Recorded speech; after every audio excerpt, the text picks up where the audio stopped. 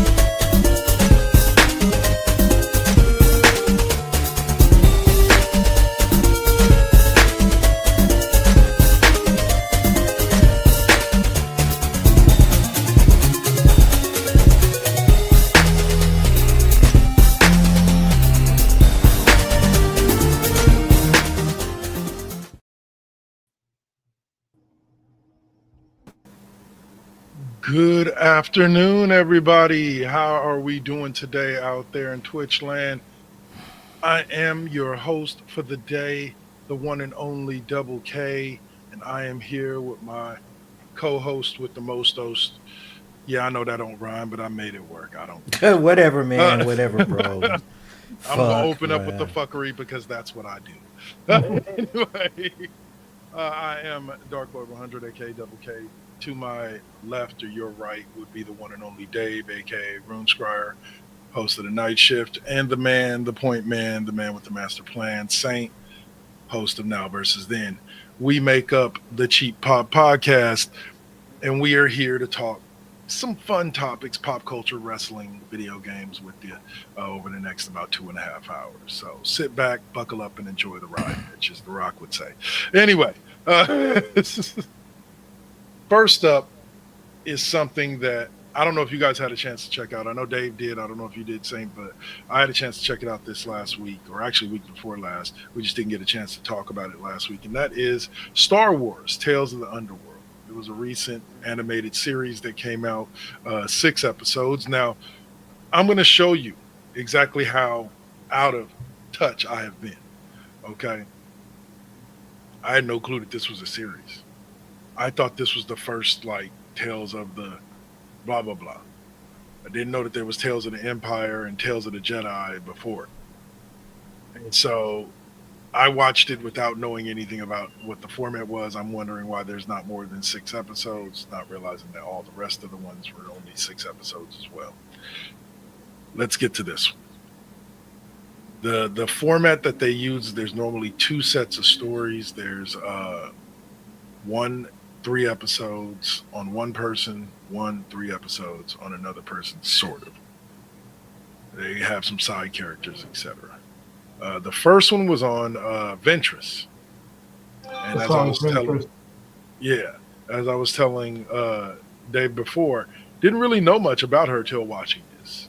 But it was a cute little story. I like.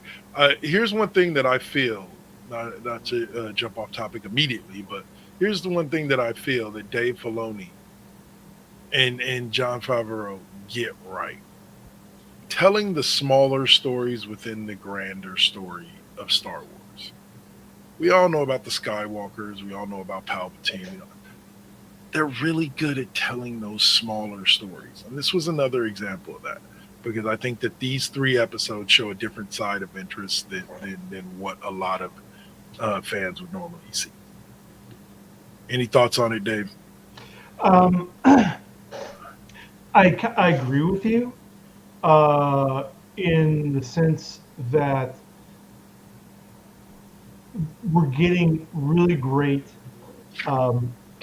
smaller scale stories, which you're right. That's what the Clone Wars was about. That's what Rebels was about.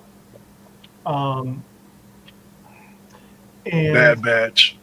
Yeah, Bad Batch. Yeah. And it's good because you're right. It isn't just the Skywalker family out there. Right. And um, I like I like both of the storylines. The one for Asajj Ventress and the ones for Cad Bane. Um, Asajj is, you have to understand, she is the Sith equivalent of the Jedi, where she was taken as a child, inducted into the darker side of the Force, and became Dooku's personal assassin. Yeah. Only for her near the end of the Clone Wars um, to sort of be reconsidering as she stumbles upon the absolute scale of what Palpatine is doing, and more importantly, how everything that she was promised in regards to her homeworld of Dathomir by Dooku and everyone else Yeah. was really a lie. So she's a mirror to Ahsoka, Okay. where she becomes disenchanted and just says, "Peace out, y'all," and goes off into the underworld. She does get killed at one point. Um, her boo thing, Quinlan Voss. Yeah. Um, Boo thing. yeah, well, you know, No, it was. It was. Yeah. yeah, yeah. And Quinlan Voss is actually in Star Wars lore. He's the Jedi that established what's called the Path, which was like the Underground Railroad for the Jedi after Order 66. The surviving Jedi's, they need to get out and Get there, stay yeah. hidden. Yeah, that was Quinlan Voss's path that he created for them. So um, it was good to see Asajj's redemption arc continuing. The non redemption arc, because she doesn't want to be on either side. She just wants to be left alone, really. Right. And of course, the Force is saying, no, I gave you these powers. You're going to be using them one way or the other. So I'm going to be tossing interesting situations through your path. But yeah, I did like both storylines. The Cad Bane one was, I think, a little bit more in depth because we really didn't know Cad Bane's origin. And yeah, that all hit hard. Wow. Like I was counting up the homie violations. Hold on. Excuse me just a moment, gentlemen. What's Be up? right back. I'll be right back. Right back. Okay. Yeah, yeah, Well, I say, yeah. but yeah, like I was counting up the homie violations one at a time as I was thinking back through those last couple of episodes. I was like, his homeboy got caught. Yep. His homeboy turned on him. His homeboy slept with his girl. Like Yep. I was like, and they had a baby with her. I'm like, yeah, yeah. I think it's safe to assume Cad's coming for your ass. Like, Yeah. like, Well, Cad like, didn't know anything about, the sleeping with his girl at yeah. that point. Yeah. So, but Oh that man. was, yeah, yeah, yeah. The bro code exists everywhere, even in galaxy far, far away. Even the galaxy, and it was nice the dichotomy of him being a police officer versus Cad being the outlaw, Exactly. Yeah. and it was one of those things that Marvel has a tendency to do well, and that is make you feel something for the bad guy. Right. You know what I'm saying? Like Cad's the bad guy in this. He's the villain. He's the guy riding into town to kill somebody. Like he's not the good guy. But like once Yeah. they start layering on all the stuff, like, and it wasn't the reasons why he was there, but you could understand why he could have been coming back to kill him just because, Yeah. and then find out all of this, and it's like, oh yeah, now I'm really gonna kill you. Like Yeah. now I'm really, really gonna kill you. Yep. And But yeah. yeah, all good stuff. Go go watch if you haven't watched it yet. Yeah, Uh, 100%. as well And as the companion series Tales of the Jedi and Tales of the Empire. Yep, I did. I watched all of Empire, and I've just started Jedi, and haven't gotten all the way through it yet, but I'm Yeah. gonna get through it. Yeah, definitely a great series. Recommend it plus some. I'm trying to think of what else. All right, so there's not really much else that we have. Oh, there we go. He's back. All right, That sorry. we have for Life, that hot topic. life be lifing, y'all. Yep. Yep. That it do, sir. That it do. So that's going to drop us right into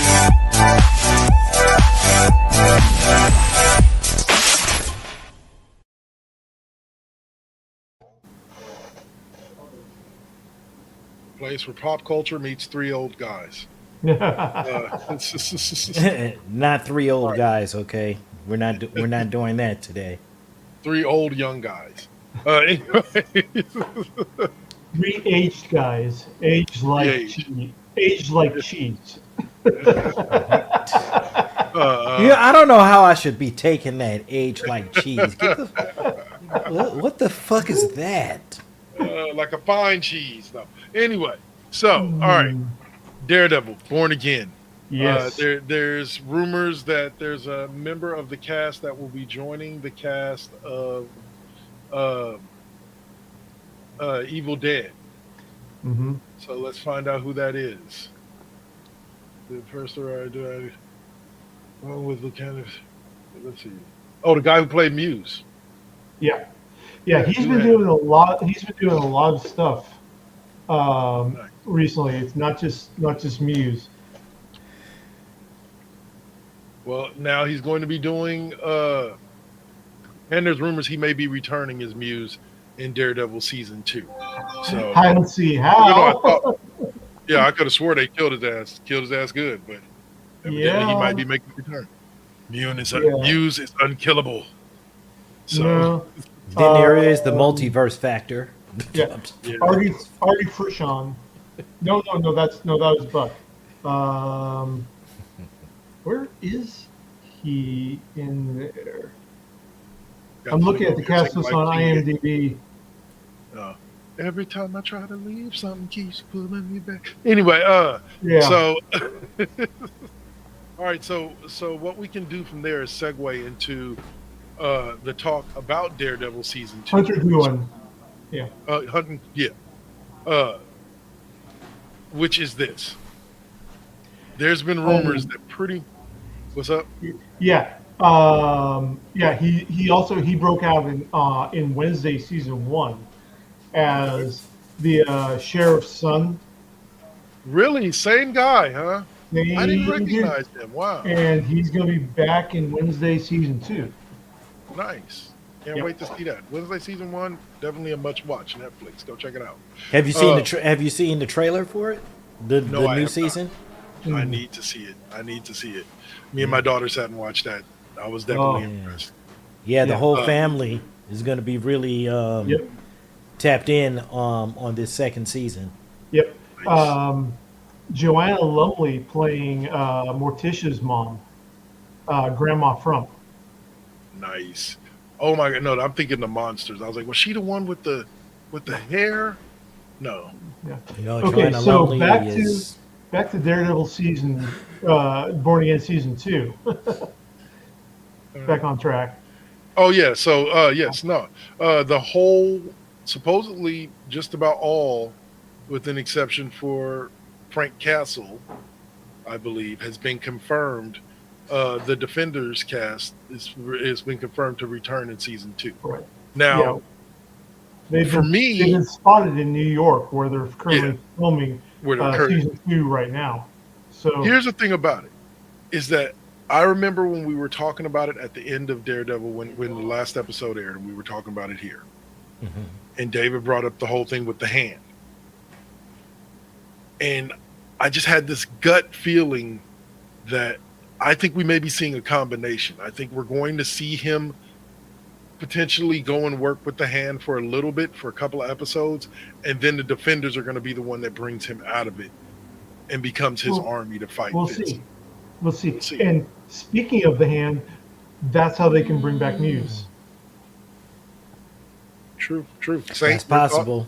That is definitely possible because you got to remember, the hand is the responsibility of bringing Electra back. So, Yeah, yeah, I wouldn't be surprised by yeah. any of this, but I don't know if Daredevil is actually going to maybe lead the hand. I mean, it may be a We'll possibility. see. That's one of the things is Yeah. that we can speculate all we want. In the end, Marvel's going to do what they're going to do, and we just need to let them do it because they've got a great track record. On we so we'll see how we go, how it all goes in there, and um, but yeah, but Mike Coulter, Kristen Ritter, and Finn Jones, and they've all been spotted in New York, and so we're going to get everybody back for the Defenders. And that's my thing about it. Like, Although love your I, business. although let's get Misty and Colleen back also. Yeah, yeah, I would love to see that. I'm just saying, I'm right here. Yeah, I want to see the battle between Fisk and Luke Cage because I just think that's going to be something worth watching.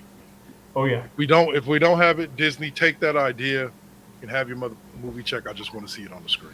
I don't know though. I mean, Fisk and Luke Cage. That is, I mean, that's not really like. Well, I don't know. Maybe because there were some parts of the Defenders lore with Luke Cage, but I promise you, if anything, if there's any fight I want to see that goes down with Kingpin, hmm I want to see Spider Man. yeah, that Oh yeah, jail oh scene. yeah. That's Oh that's that's first That would and require above. Marvel to be intelligent enough to bring yeah. D'Onofrio to the MCU. Uh, Well, technically, that's what Daredevil is. That's what they're doing. Well, Born they're Again now is yeah, canon. They're yeah. now no, I'm not canon. saying no. I'm saying not as far as being canon. What I'm saying is actually bring him to an MCU movie. Like Fisk has not shown up Yeah, in a single, or I believe even been mentioned in a single MCU movie. So not yet. like you have to introduce him into the MCU Well, universe, you the have to MCU understand movie that universe. you have to What's up? understand that there's still rights issues. There's a lot of rights issues going back and forth and everything. The only reason why Daredevil Born Again got made is because Disney said, "All right, Netflix Daredevil characters, actors, and everything free and clear from Netflix." They couldn't do anything for 5 years because Wow, of the terms of the contract with Netflix. wow. So for And every actually, that's ironic because that's the exact amount of time after they canceled all the shows that they stayed on Netflix before they dropped off of Netflix, right, and you can exactly, find and them on that's Disney why. Plus. Yeah. Yeah. So, that's why they're going to be doing it in sequence. So, and the Defender saga, I guess enough time had passed to where, Defenders became available. The Defender characters became available. So, Well, let's we do it. will, yeah, let's get to it. Can't wait to see Luke Cage ripping some heads. Yeah. All right. So the next article that I have for you, gentlemen, that I found involves Vision Quest showrunner, one of the, Terry Metalis, at a comic show recently revealed where the show falls in the MCU timeline. Yeah. Now we know that Vision Quest is a show that's going to be coming up that's going to kind of This cover summer, the no, Visions. no, not this summer. I Yeah, I think it's believe next summer. this.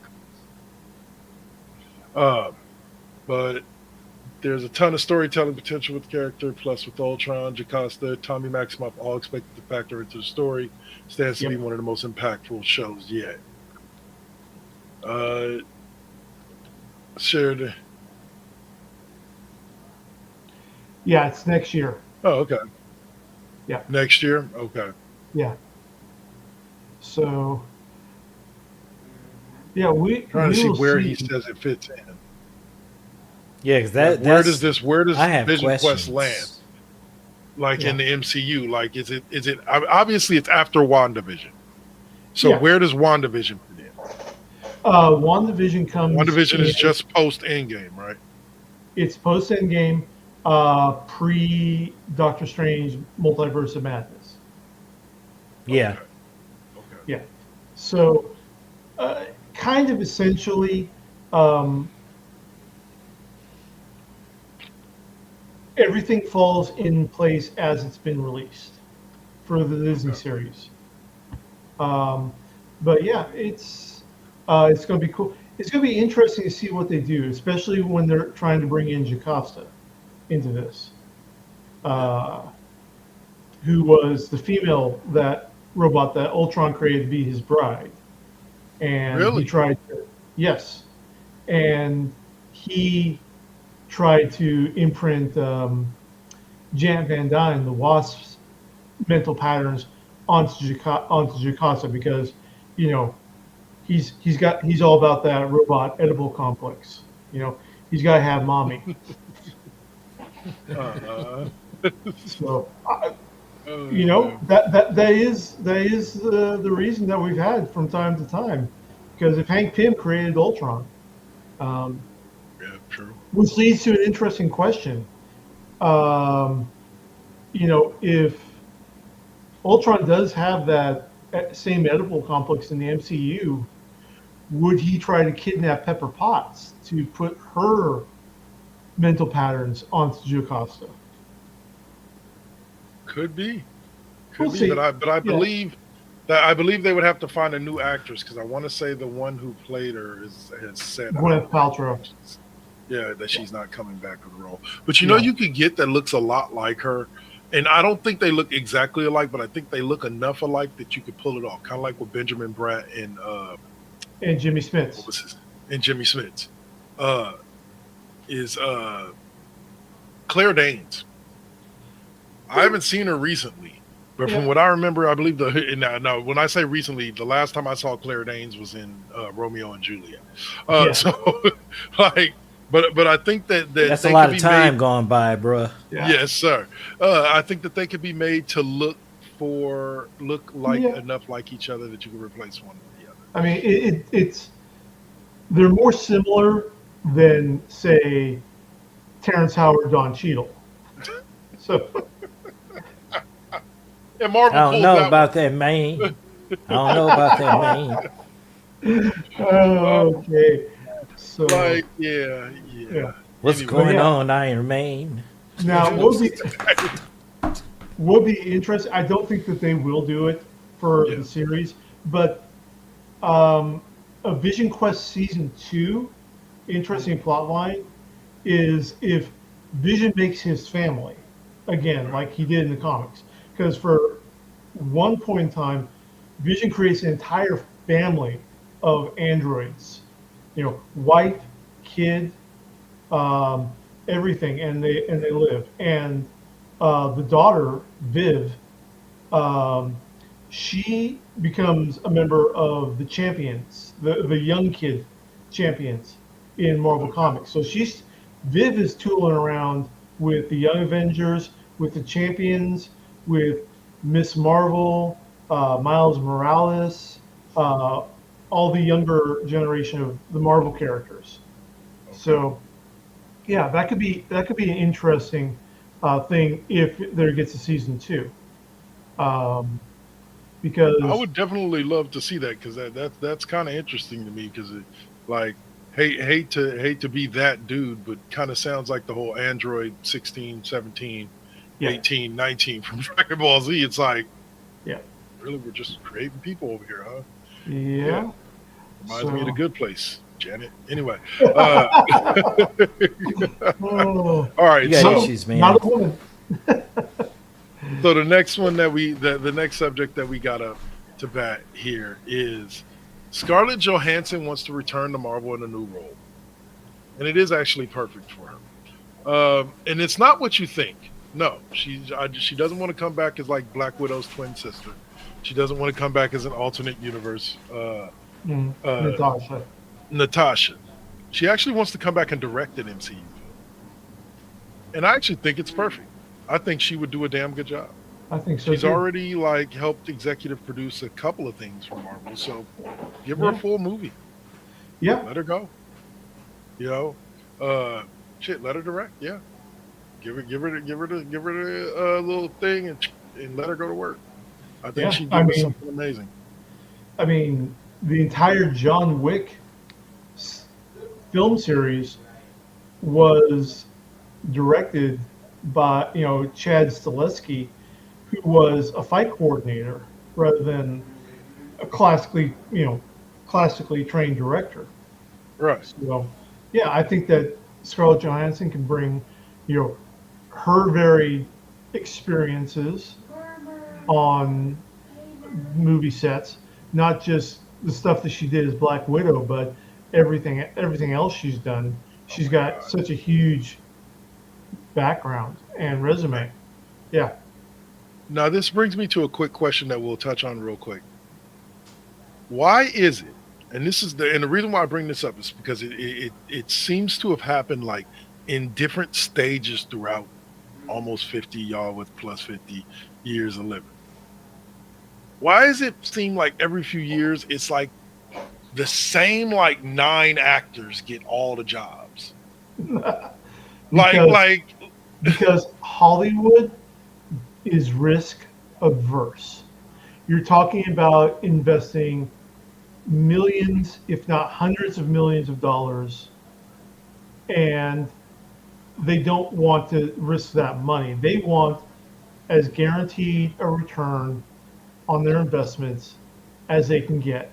And that's why if you're um, a proven thing, you're going to keep getting the jobs. because like I just it was just like during the MCU's peak, like every major movie was going to star one of like 9 people. Like throughout the whole thing with the sequels and the Avengers movies and all that. Yeah, there were going to be other people along for the ride, but for the most part, it was going to be those 9 people. Like to trim it down to its bare minimum. Tony, Cap, Yep. Natasha, Bruce, you know, Well, yeah, Bruce. Like well, you knew in some form. What's up, Saint? well. No, I was gonna say you have to think about the characters that that these actors play. That's a perfect example of Harrison Ford. Harrison Ford has always been Paramount's golden goose. For years he played the role of Indiana Jones, and then, alas, he plays in Clear and Present Danger and Patriot games as Jack Ryan. You know what I'm saying? Like, these are proven franchises all the way around. and And the thing about it is that there are certain actors that play certain roles. That's just like how David Tennant came back to do Doctor Who for yeah, 14. It's the yeah, same thing. You know what I'm saying? It's like, yeah, boom, what happened? and You know, it's yeah, just proven. These and characters are also these people are those characters. Yeah. and Exactly. yeah, and also nothing on the scale of the MCU had ever been attempted before. Sure, maybe we get like a film or two linked together, but not like an entire universe like that. I mean, this was the full cinematic universe. But before we were talking about like the Star Wars universe or even like the James Bond universe. But this was a long-term plan, and more importantly, um, when you look at the stars, aside from Scarlett Johansson and maybe Jeremy Renner, all the big names were rehabilitation. Robert Downey Jr., no one wanted to take a chance on him after all of his issues. Chris No. Evans, you know, mid-level, B card movie star. Well, Who there had a was a couple lot of things. talent there. They just Oh yeah, needed the oh right yeah, role. yeah. It was Yeah. all talent.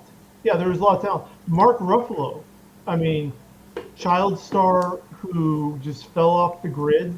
No one was expecting him to come back.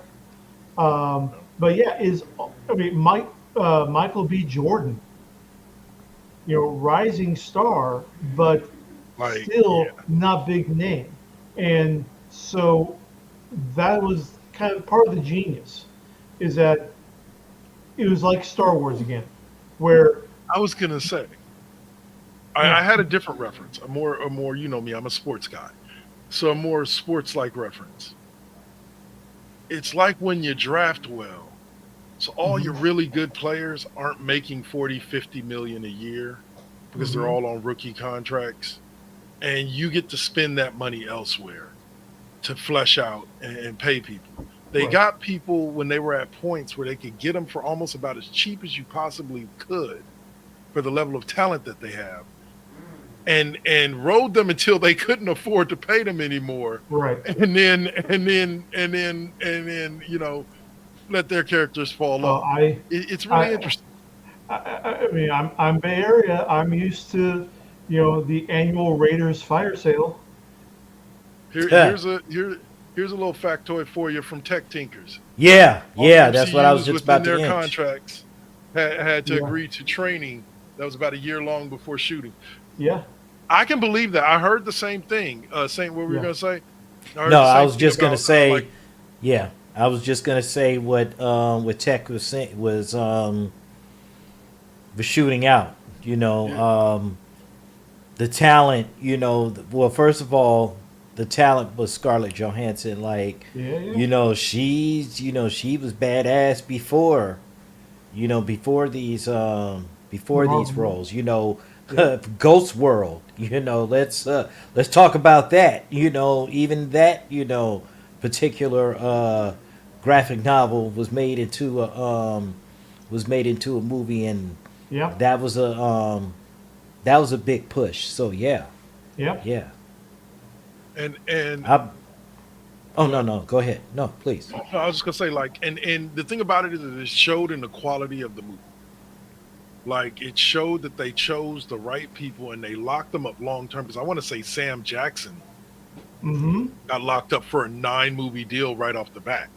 Right, Like, and he was one of the people that was already up there before they brought him in. right, Like his existence, not to say that Robert Downey and Chris Evans, like their existence didn't elevate the MCU. It did, but it elevated the MCU more so because of their acting chops than it did because of who they were as Well, actors when they signed on to the deal. Sam I Jackson elevated the MCU simply by because he signed with the MCU. right. I think that in a lot of ways it does mirror the Star Wars, the original trilogy, the Star Wars process, where Lucas wanted talent, but relatively unknown talent Yes. Yeah, in there.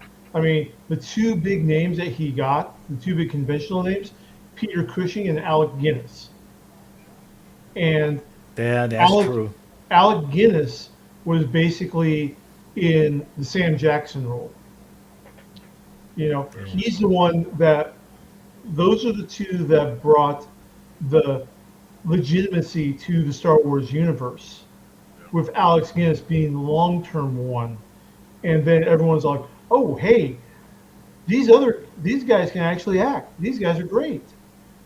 And it just kind of grew from there because nobody was looking at the phenomenon that was Star Wars. Nobody, I mean, let's face it, the reason why it got made was because Francis Ford Coppola, threatened to walk from 20th Century Fox if they didn't finance his protege's little space fantasy film. And then, I did not know that. yeah, Uh, and then Lucas decreased his salary for the budget, but then uh, out of that said, okay, I'm going to cut my director fee in half mm, for this film, but in return, I get 20% off the merchandising. yeah. And Fox is like, yeah, sure, who cares about merchandising? Yeah. Oh yeah. At the time, yeah. Yeah, yeah, Hold on. Tech at the Tink. time. Go on. Go on there. But yeah, so that they, it's just like Kevin Feige did it on a huge scale. Iron Man was a one-off. Iron Man was a proof of concept, Right. and that concept worked. And That there Disney was an went audience out there for right, movies like this. and Yeah. Disney went all in, and it shows that when you have the right actors, the right writers, the right directors, and showrunners, you have a multi-billion-dollar franchise on your hand. That's something that we're going to be talking about a little bit later in Pop Culture Corner with why some franchises succeed like the MCU and other franchises get canceled after 3 seasons. Yeah. Yep. We can hold on. Yeah. We can touch on that. I want to say Tech Tinkers dropped out. He also liked how the contract agreements went so far as to say you will be a part of all these movies, so the Yeah. audience didn't have to deal with changing casts like War Machine, Hulk. And The Hulk one I didn't mind, and I'm gonna tell you guys why right now. The Hulk one I didn't mind because there had been enough time between the original Hulk movie and when Avengers came out. well, which That- original Hulk movie? We're No, talking not yeah, the Ang Lee I know, movie. I'm not I talking about know, the I Ang Lee know. one. I'm talking about The Norton, Edward Norton one. Go Norton. ahead. Yeah, I know. There had been I know. enough time that it's not to say the Hulk had faded from people's minds, but that movie wasn't as prevalent because by that point, by the time Avengers comes out, you had gotten Captain America, you had gotten Iron Man, you had gotten, I believe, the original Thor. I believe, you know what I'm saying? Right. Like you had gotten all Yeah. these great movies. No, I see what So- you're saying. Yeah. You see what I'm saying? Like they waited long enough that it didn't really matter that they changed the character. Well, Now and with- here's the thing. Okay, here's the thing about the Edward Norton situation. Edward Norton and Terrence Howard argued themselves out of those roles. That's just the facts. Okay, Terrence Howard got upset that Robert Downey Jr., the star of the franchise, was now going to get paid more than him. Okay, Edward Norton, loved the guy, fantastic actor, but he is what is called in the film industry l'enfant terrible. He is the terrible child. Okay, and that's for actors and directors, where they are the ones who have to be in absolute control, and they have the power to throw the tantrums that can completely destroy production if they don't get their way. No, So, see, yeah, it's like I said. I think that Norton added something to the Hulk role that was similar to Keaton with Yeah. Batman. He wasn't perfect for the role, but what he did is visually he fit the Bruce Banner mold. Is that was my only issue ever with Ruffalo playing the Hulk, is that for me personally he was a little too yacked. And so like he was a little too muscular. Like Yeah, to me, Bruce Banner was supposed to be, or smaller in size compared to the Hulk. So that was really the only. But Norton fit that mold perfectly. right. Yeah, he fit the physical description of Bruce Banner. Yeah. Mark Ruffalo nailed the personality, Yes. the geek Yes. scientist. Yes. And that's, I think, the big difference. So Suave or not Suave Saint. Any thoughts? Nah, on I'm those two just changes. not. Oh, we already knew Terrence Howard, that situation that was a wash. Yeah. The Edward Norton thing,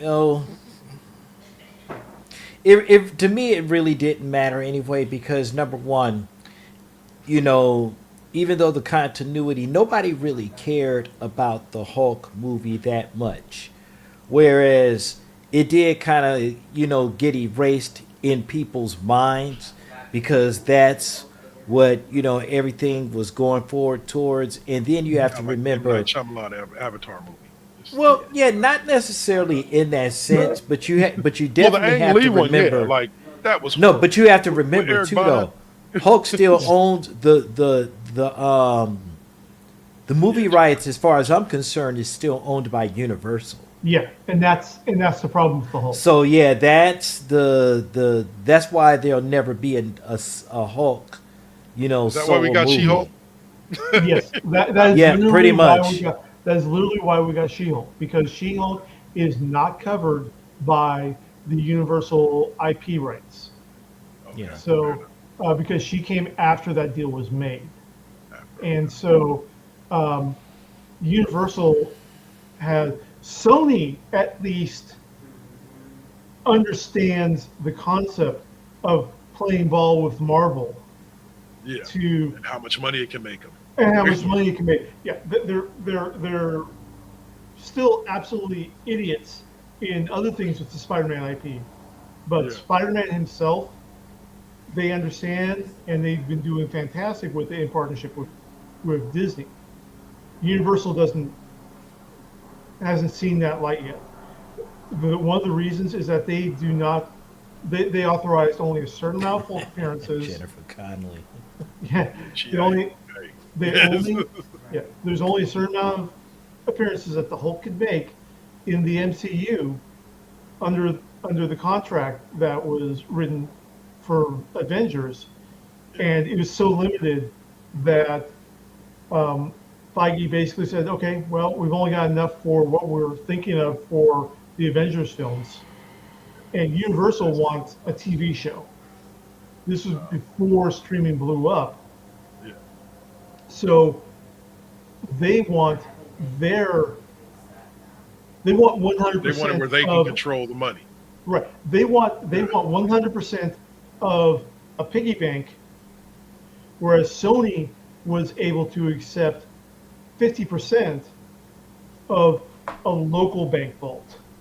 Gotcha. See, okay. So it's funny because it's funny that we were talking about this, and this is going to lead us into our next pop culture corner topic. But Swab and I were talking the other day about Craven, Madam Web, and Morbius, and we were like, and this is what Dave kind of hinted to earlier.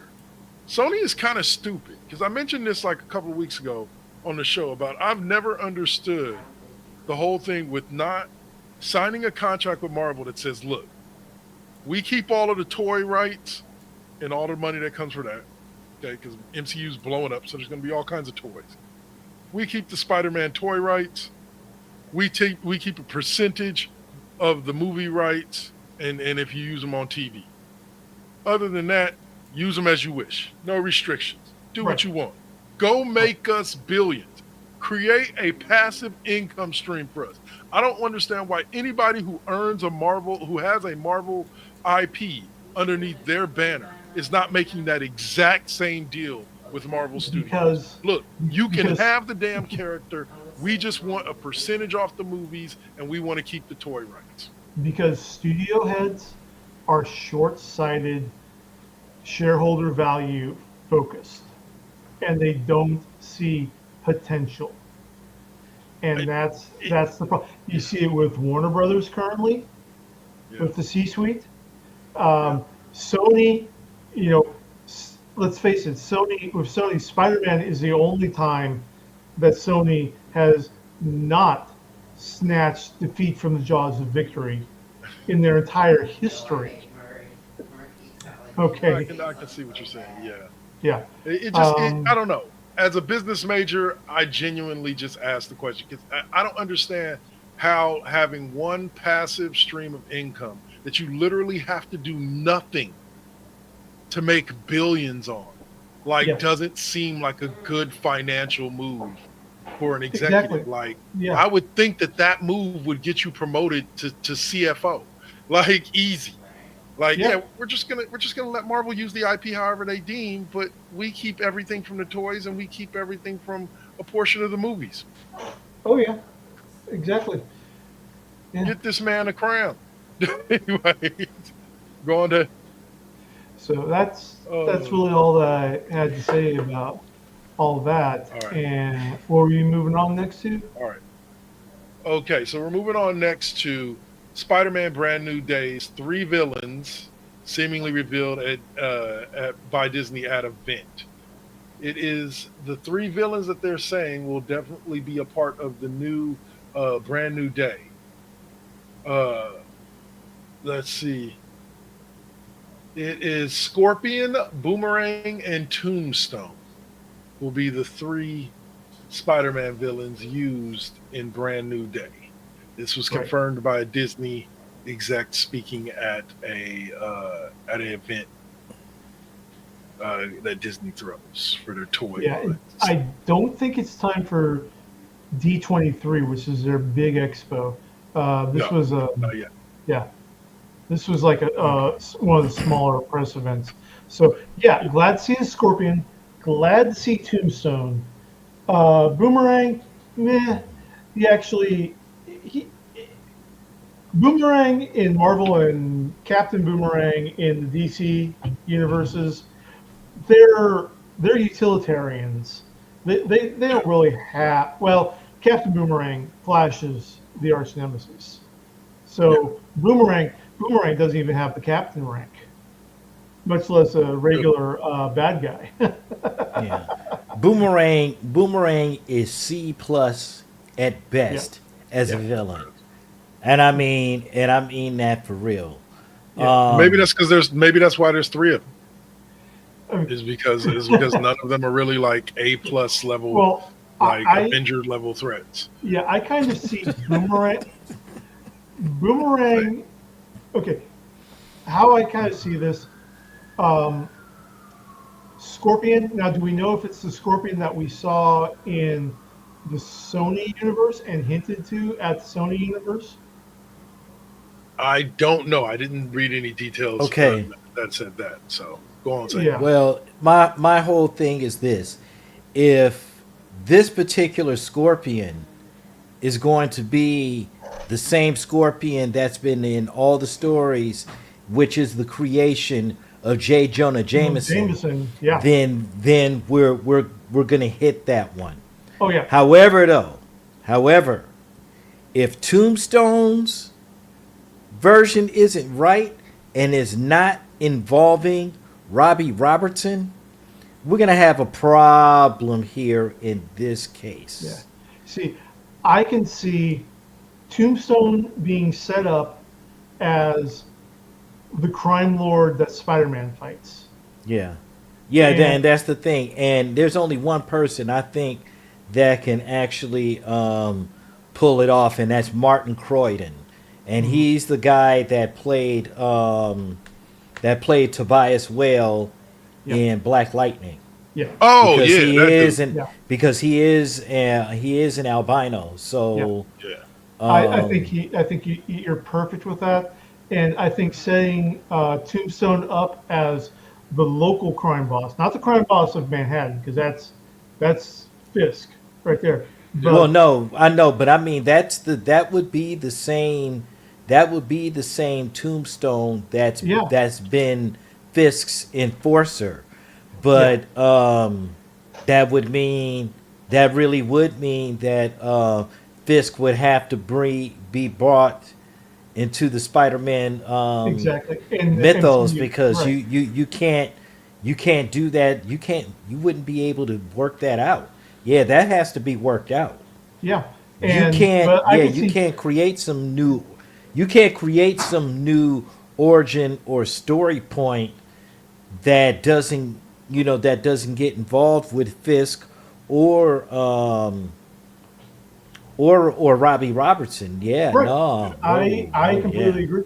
Yeah. Yeah. But I mean, like, I can see Tombstone being like the crime lord of, like, say, Brooklyn, Yeah. and that's while Daredevil is focused on, Fisk, because Fisk is the crime lord of Manhattan and also controlling, Hell's Kitchen and all that. Spider-Man's taking on Tombstone because Tombstone is the big bad. He's the sub boss for the Brooklyn neighborhood. And Tombstone hires Boomerang to do a job because Boomerang is, using the wrestling term, Boomerang is the jobber for the MCU. Okay? God is going to go out there and get his ass kicked. Yeah, exactly. He's Yeah. the Al Snow. He's the Al Snow of Marvel. So Boomerang's only gonna he's not gonna be like a major villain in there. The threat is gonna be Tombstone and Scorpion in there. And I absolutely agree. Scorpion, Matt Gargan needs to be the creation of J. Jonah Jameson in there. And more importantly, like we saw in No Way Home, or no Far From Home, at the end of Far From Home, we need J.K. Simmons back Oh yeah. as J. Jonah Jameson. Yeah. Except No, no I don't see no reason to substitutes. Yeah. Yeah. Yeah. If it ain't JK, we riot. It's just that. Yeah. No. But no, 100%. I'm with you guys. I don't know as much about the characters as y'all do, so that's why I left a little bit of that discussion to y'all, because I'm not as familiar with the characters. But in classic MCU fashion, I have not been disappointed with a single Spider-Man movie so far.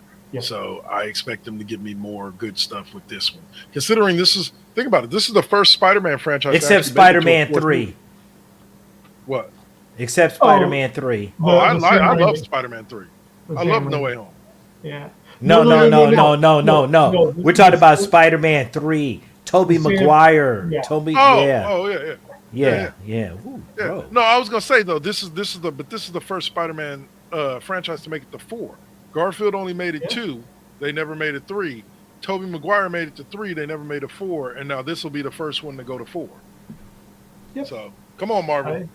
Although there is talks of continuing the Sony. Hey, Spider- hold Spider-Man. on, Tech. Listen, that movie in terms of like, I have no problem with Tobey Maguire, playing playing Spider-Man or whatever. But I'm sorry, but the story with Venom, that story was ass. Okay, Okay, but I will defend it in this regard. the disco scene, part Spider-Man of playing what- that disco. Get the fuck Part out of of what made here. it, part of what made Thank it you. ass was the fact that they had Topher Grace playing Eddie Brock. I'm sorry, like that. Okay. That much I will give you. But Venom was ass though. Was Yes. a straight up ass. could have been done better, definitely, and it was Yeah. done better with the Tom There Hardy were- version. Yeah. And then James Problem- Franco comes with the goddamn save with Yeah. New Goblin. Man, get the fuck out of There here. were too many subplots for 2 hours. Too many chefs spoils the broth, man. Exactly. There The were fuck. There was too much stuff going on, too many different themes going on, and it just was very underwhelming. And also, Venom's never been someone that I cared about particularly. I know he's big, and it's great if he's big and you love him, but it's just like, and that's just kind of add to my feeling of meh for Spider-Man 3. But yes, the disco scene, the fact that there were too many things going on, Hayden Church's role as Sandman got so buried in all the stuff that was going on, and that he was fantastic. That was a fantastic written Sandman. Yeah. Sorry. I Sorry. agree. That's some fuckery. Listen. I actually, you know what? I actually loved Batman Forever, and now especially that they have the Schumacher cut. This is supposed to be darker than Batman Returns. I'm waiting to see that. That was supposed to be premiered, some kind of premiere on the 29th. But George Clooney, Batman's George Clooney, that was, man, that is a movie that should not exist. That movie was super ass. Here's the thing about it. I see you. I have never in my life talked about Val Kilmer for the role of Batman. I've always talked about whoever wrote that script, because that script was the corniest goddamn Batman script I'd ever since the Cesar Romero as Joker days. Like it was just unnecessarily corny. And that's why I hate that particular one. Like, well, no offense to that's Val the Kilmer, it reason. wasn't his fault. Well, no, that's the reason. Well, that's the reason why that's the reason why I'm willing to give this shot, because there is, like I said, there is a Joel Schumacher cut, and this shit I think it was like maybe 60 minutes of this movie that they cut because Batman Returns was too dark.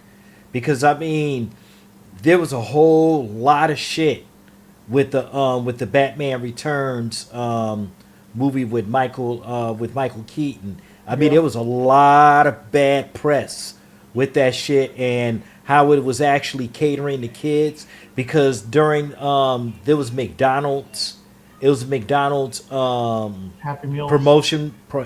and Happy Meals. Yeah, there was a whole dark attitude with that. So that's one of the reasons why when they came with Batman Forever, they reshot a lot of the stuff to make it kid friendly. But for can't- this, like at that yeah, point, the image of comic book characters were that comics were for kids. So And definitely, if you're going to make a comic book movie, you want something, because you know the parents are going to bring their kids out to see it. well, we and all. I never I mean, understood. well, Batman. Well, the first Batman was dark as fuck. I don't care. I mean, that's psychologically. Michelle Pfeiffer and Danny DeVito, yep. Yeah, I mean, Forever, yeah. but No, well, I'm talking about the first one with Jack Nicholson. That was some dark shit. It was was it Jack Nicholson in the cat? Wasn't the Catwoman No, in no, the no. first one? Or No, was she no. No, Batman Forever? Catwoman was in it the second Joker, one. Then Catwoman, Penguin, then Mr. Free. No, then Riddler and Riddler, Two-Face, and then Mr. Freeze, Poison Ivy. Poison Ivy, yeah. But Yeah, the whole thing, what Saint was saying, just as an aside, and it's literally a replay of the whole seduction of the innocent that led to the comic book code in there. It started with Batman and also with, EC, not DC, EC, which was the precursor to Mad Magazine. yeah, But they did all the Tales to Astonish and, all the horror comics and mystery comics and all that stuff. yeah. But It was bad news, man. yeah, so that's, it happens because people, the great Chuck Jones was asked, kids watch your cartoons. They see anvils falling on people's heads. They see, huge falls that they walk away. Aren't you concerned? And Chuck Jones basically replied, no, because kids understand. We think that they don't understand, but they're not. They know that if you hit somebody with a baseball bat, you're not going to get stars running around the head. You're going to get somebody seriously hurt. Some serious consequences. Yeah. Like, yeah. Well, I've always said that. Like, I've always Yeah. said that when people It's talk just about those- violence in video games and in wrestling, etc., It's- like where they going. It's just those fringe cases. Yeah. But Like- also here's the thing I see when it comes to broad kid universal appeal is that unfortunately you have to appeal to the mother who doesn't want their kid to see a lot of cussing and killing as well, if you're going to have a universally appealing product that's going to be to everybody. So you kind of, it sucks, but you kind of have to try to appeal to everything, unless you're just going to say, fuck these people, this is who I'm targeting and this is who I want watching my movie. And I think we will bring that back up when we get into SmackDown Alley, based on Friday night's main event. Yeah. But yeah, so one thing, because I know we're getting close to break, I wanted to make sure we got this into Go for it. pop culture corner. Speaking of Hulk and Spider-Man, one of the great modern comic book writers, Peter David, passed away yesterday after a long struggle with his health. Whoa. This is the man who dominated. He was the writer for Hulk throughout the 80s and well into the 90s. But I digress. And Spider-Man. And he created Young Justice at DC. He's written just about every major for every major character, book, and company. And so that is a huge loss to the community. Hell yeah, because for a long time he would write a an article called "But I Digress," and Yep. he talked about the nature of the business when it comes to comics and all of the craziness behind the business and so forth, and what it really means to you know stay alive, pretty Yeah. much He, staying alive and staying relevant in the yeah, business. And he was yeah, prolific and um, important enough that he was able to speak truth to power, and he was able to manage the way that he spoke truth to power to where there were really no repercussions from the corporate owners at Marvel and DC over him calling out a lot of stuff. But yeah, wow, he always huge champion of um, new talent, and so many things that he did in there, and so many important key points that he added to characters that became canon later on. Hulk being split between the Hulk and Bruce Banner physically, that was Peter David. We were talking about Sandman's redemption arc in Spider-Man 3. Sandman face turning in the comics, that was Peter David. So much that he Man had did. his hands in everything, huh? Yeah, everything. And oh yeah, we are going. Yeah, his health had been really bad the past couple of years. But yeah, so Peter David passed away at 68. Well, rest in peace, brother. May the heavens treat you as good as the earth did. So, all right. So, y'all, we're going to take our first break and our only break right here on Cheap Pop Podcast. We're going to run a couple of promos for some other shows that are here on the Double KK Double Network, as well as the first GenXers broadcast network with Four Aces Presents over there. And yeah, join us. Stick around for that, and we'll see you after the break. Yep. Peace.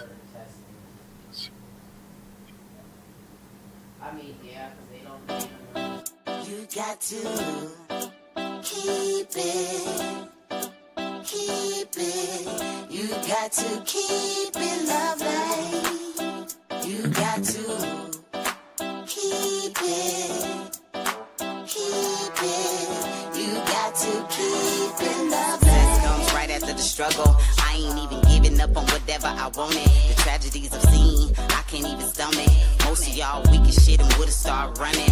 Every time I make it back to the crib, I'm thankful the Most High let me see all of it. Grateful I'm lovely, and I'm being real with this. Please don't judge me, I'ma stay on my shit. I'ma keep a grind mode button, push it, make it do something. No balls for me, cause I'm a loose cannon. I get to choose camera, switch it up, look up a new banner. Keep smoking on.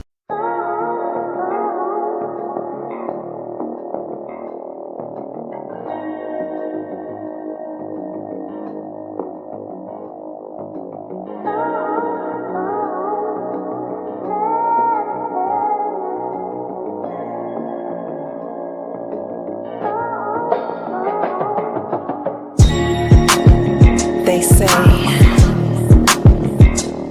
that beauty is in the eye of the beholder. But the definition of beauty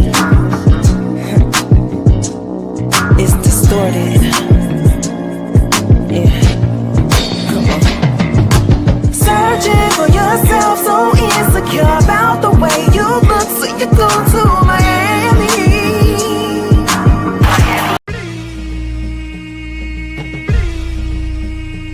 This is now versus then. This is now versus then.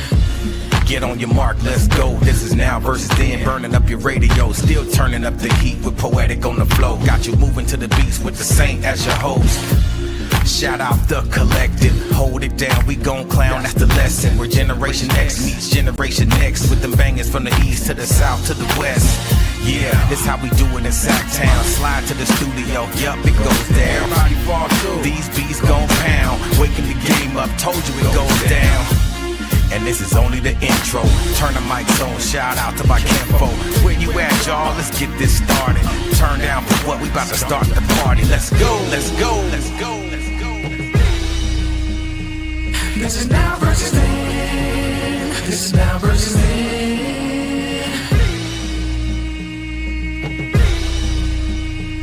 This is now versus then. This is now versus then.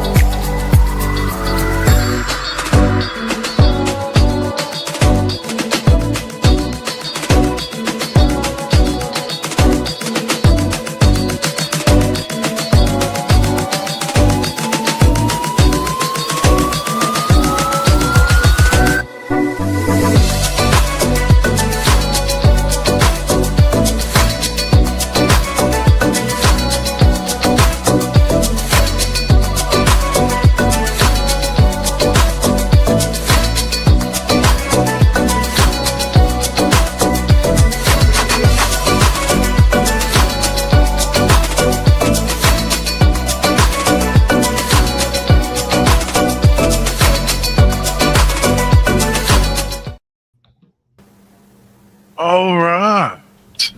We are back. So, welcome for the second half of this week's edition of the Cheap Pop Podcast. Just to reintroduce you, I am Dark Lord 100, aka Double K. To the right of me is the one and only Dave, and to the right of him is the Point Man, the Saint.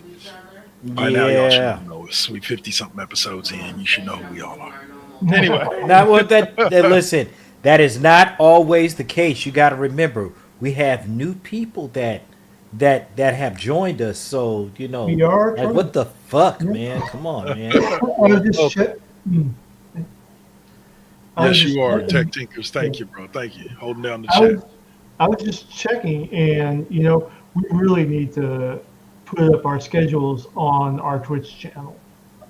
Yeah. Yeah, you know, working on that is the one thing we're actually trying to actually do a facelift with the page. We just sometimes our schedules do not permit, you know, that, but you know, we're trying to get a schedule. We're trying to stream every day, trying to get some content every day at least.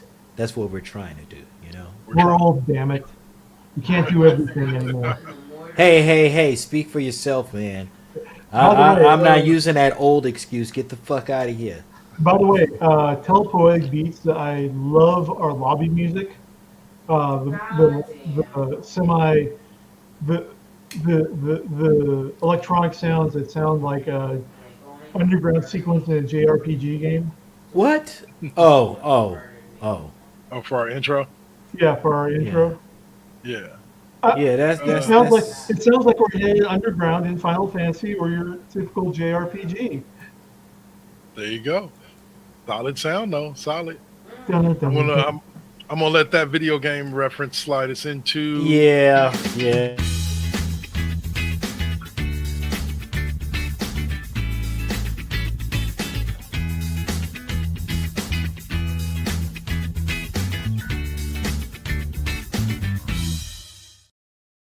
Really? I'm actually gonna be doing a new intro for that. That guy. Yeah, that guy dude. is sweeps, man. Come on, bro. That's you know, he's cleaning up our shit. You know what I'm saying? Like, that's literally what the fuck it is, man. Okay. All right, so welcome to Smackdown Alley, where we talk everything wrestling. Well, not everything wrestling. There's three letters that we don't really say around here often, and probably won't say them today. But those who've seen us before will know what words those are. But guess what? We are going to talk about. That was the events of last night. The events. Saturday we don't even need to listen. We don't even need to get to Raw and SmackDown because last night was enough. Yeah. Last night was quite eventful. Last night was an eye opener. Last night was like, let's go, let's fight. I'm ready to whoop somebody ass. We needed to be June 7th already, and not just for the the Worlds Collide, because I really do want to see that shit. But this shit last night, let me just say this, ladies and gentlemen, get the fuck out of here. Cody is back. And that is exactly what we needed. We needed something to actually challenge the status quo. Get the fuck out of here. I don't even know why the fuck Paul even showed up last night. I mean, we already knew that. We knew last week that Jay was going to say, hey, I'm gonna kick your ass next week, and then in 2 weeks I'm kicking your ass. I'm kicking Gunther's ass. You know, we already knew what time it was when it came to that. But in the best interest, ladies and gentlemen, that right there was off the hook. That right there was decent. I mean. Yep. Let's even talk about the Damian Priest shit. Oh my God! Like, I never thought. Nope. I is never what- thought he was will- gonna. I will say straight up, that is one of the most anticlimactic cage matches I've seen. No, he just walked out and said, Yeah, "No, and that's it. It's like concerto." yeah, but you see, I mean, it was a short cage match. It wasn't really all that long.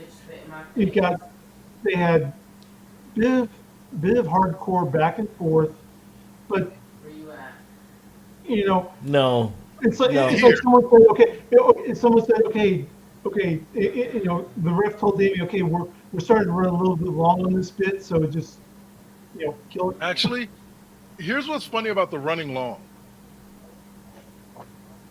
They have a little. They always have a little leeway of about 5 or 10 minutes that they can leeway towards at the end of the show they can go over.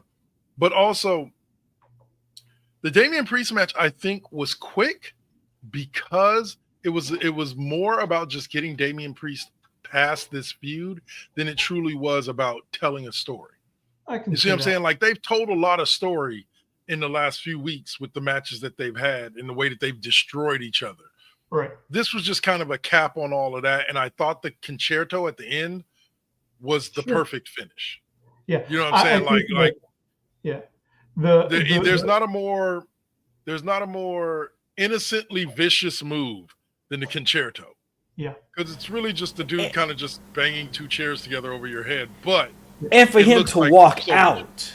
Yeah. For him to walk out, that was the biggest statement area, like the entire time. Like, that was the biggest statement ever. Like, fuck you, I'm walking out.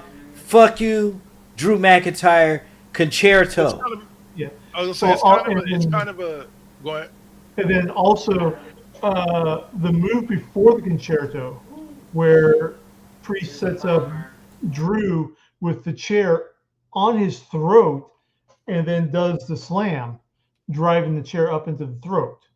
That was just particularly vicious as hell, in my opinion. Oh yeah. Yeah. And I was legitimately looking at it and wondering, it's like, okay, is this kayfabe EMT or is this actually for real? I'm gonna say remember this.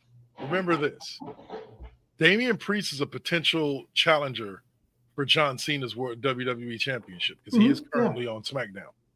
So you got to build him to be somebody that it makes sense putting him in the ring against this John Cena. Right. You have to build him. And this was just another step in that direction, is you have him climb a mountain like Drew McIntyre in such emphatic fashion and make Drew McIntyre look like a fool on the way down. Yeah. But, I want to say also, let's talk that opening match. Punk and Sami Zayn versus Seth and Braun Breaker, which, by the way, bravo to Braun Breaker. Like, he is definitely 1,000,000% coming into his own. Yeah. I mean, can we talk about the fact that Sami tossed Braun Breaker over the ropes like 4 times in the first couple minutes of the match? Literally. He's trying to get him out to the outside, man, do the most damage. Yeah. It was good. It was a solid, tag team match. Really great. Great surprise at the end of that match. I'm trying to think. Well, let's set up the finish of the match, which is it began when Sami had Braun Breaker in position for a Helluva kick and was going to do it, but Paul Heyman gets involved. Yeah. Paul Heyman grabs his leg. Now the referee is focusing on Heyman, so is Sami Zayn. You think that this is kind of building up towards the finish, and it sort of does. But Punk is able to I believe Punk is able to come in and grab the save. Yeah. And then Punk rolls to the outside. And while the ref, I believe, was tied up with Sami and Breaker, Bronson Reed reappears, which is weird to say because that man it's hard that he can just appear somewhere, but it felt like he just appeared. Yeah. And they did a great job at placing him in the crowd. Right. And then it was also Joe Hendry shit. Yeah. No. Which, by the way, shout out to Joe Hendry, who right now at Battleground, not right this moment, but tonight at Battleground, will be defending the TNA World Heavyweight Championship at a WWE pay-per-view Congrats. for the first time ever. Yeah. So, congrats to Joe Hendry against Trick Williams of all people. Uh, but yeah, he destroys CM Punk through a wall. Yes. As Sami Zayn is trying to figure out what's going on, he turns around and Braun Breaker cuts Sami Zayn in half with a spear. Yep. God rest Sami Zayn. So hopefully the clone they bring out next week will be a little bit tougher. The Carlito clone's doing pretty well so far. True. But they bring him back. He lays him out, and then we get this moment, which I can't wait for this down the road. Like Braun Breaker versus Bronson Reed is going to be one hell of a match whenever it does happen. When it happens. Yeah. Because When they face off in the middle of the ring, Seth kind of walks up casually, as you know, as architects do, and taps Braun Breaker on the shoulder and is like, no, and he hugs Bronson Reed, who promptly hugs him back. So Bronson Reed is the fourth man in the new Seth Rollins Empire. Yes. So I think we may see something almost bloodline size. Oh yeah. I think you may see 4 or 5 dudes. I think there may be at least one more. And if they're really smart, I think the one gripe that I have with the bloodline is that they never touched on any of the female members of said bloodline. From Nia Jax. Well, Nia Jax, supposedly there's beef between her and Roman Reigns, and like she doesn't want to work with him. So that's part of the reason why they never brought Nia Jax over. But Naomi, I believe Tamina's still with them, or they can at least bring her back. So, like, you know, considering the fact, I figured they were going to do Tamina, considering Tamina is the one who introduced the Usos to the WWE. Yeah. Like, so I figured they would at least do her, but they put her in the video game. She's one of the showcase battles. Matter of fact, she's one of the showcase battles I'm stuck on right now with that Money in the Bank match. But they didn't introduce her in the real bloodline. And getting back to looking ahead for WWE 2K26, considering what's happening, I think we could 2K26 could be Worlds Collide. And that could be, yeah. Because I think that now that they own AAA, they can literally add the entire AAA roster to the WWE 2K video game. Right. So yeah, I could see them doing that. I could see it being something like Worlds Collide. Yeah. But what's up? No, I was gonna say I'd like to see some of the folks in from TNA that have crossed over, because from what I'm understanding, Nick Nemeth, aka Dolph Ziggler is supposed to be coming back to the WWE side. Yeah, just like the Hardy Boys made their way back, but just for an appearance. They still work for just TNA. And I agree with the internet post that I saw the other day that just said, look, WWE, TKO, just buy TNA. Yeah. Like just buy TNA. Like, I think it would be best for TNA. Like, I think they could get paid. I think with the power of TKO and WWE behind them, they could get a national TV deal like that. Not to say that they don't have one, but they could be on NBC. You know what I'm saying? Like, you know, so, but just buy them. But anyway, more on Saturday night's main event. We're going to jump directly to my favorite match of the whole goddamn night. And that was Ron Cena versus John Cena. Yeah. John Cena. R-Truth. Yeah. John Cena comes out into his current, no video package, but with his music, comes out, and whoops, everybody muted. I don't hear any background noise. No, we're here. No, we're here. Here we go. Yeah. Something weird on my end, but yeah. So John Cena comes into the ring. R-Truth comes out to John Cena's music wearing the current John Cena farewell tour shirt with a tape over it that says Ron over John. And does well, no, that's what's funny is like that wasn't a modified John Cena shirt. Like that's an actual it's just made it look like there's tape. Yeah. But like it's an actual one-off shirt. Like I was just like, that's dope. Yeah, that was great. I wish I knew where I could get myself a Ron Cena shirt. Yeah, great match between the two. Fantastic. With R-Truth using all of Cena's moves against Cena.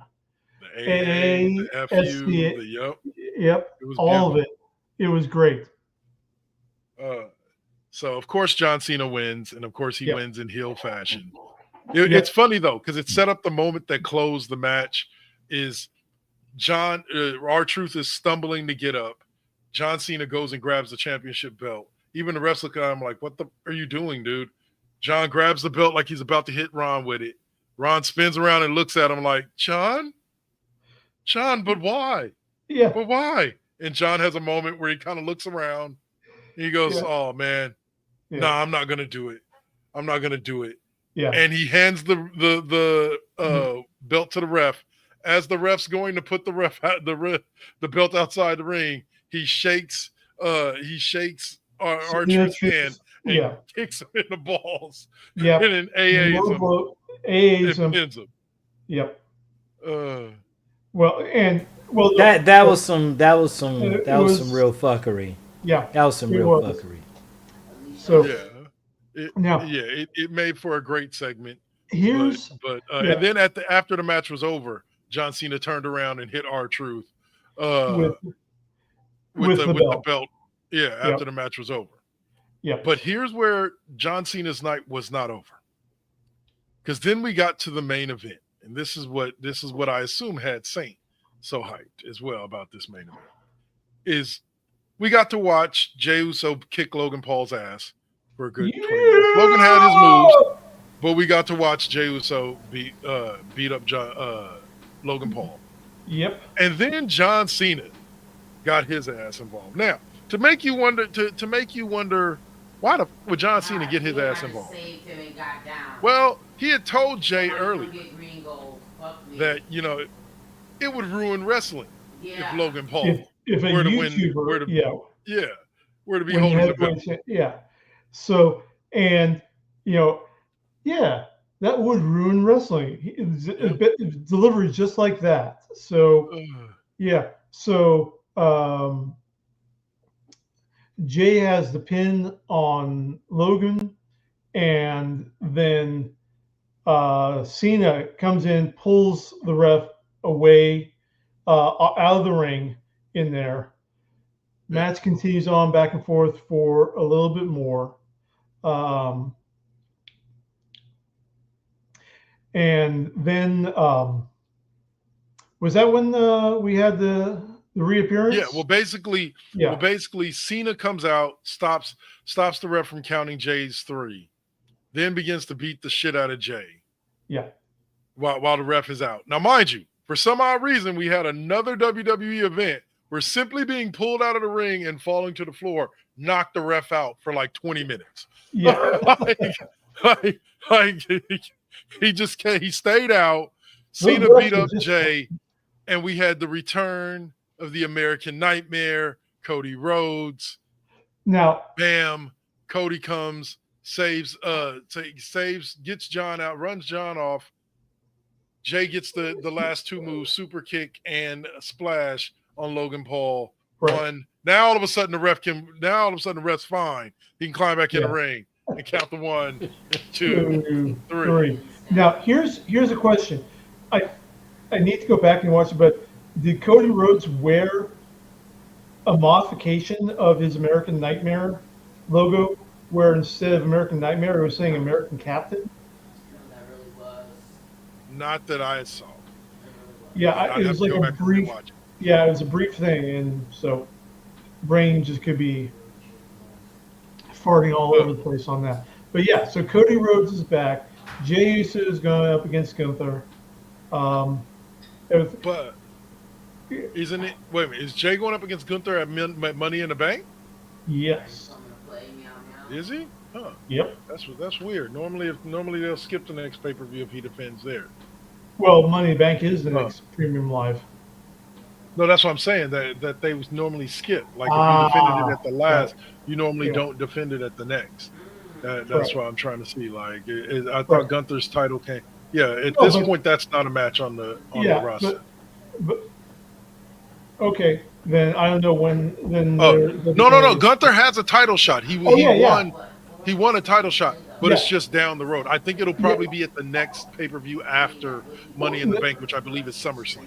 Right.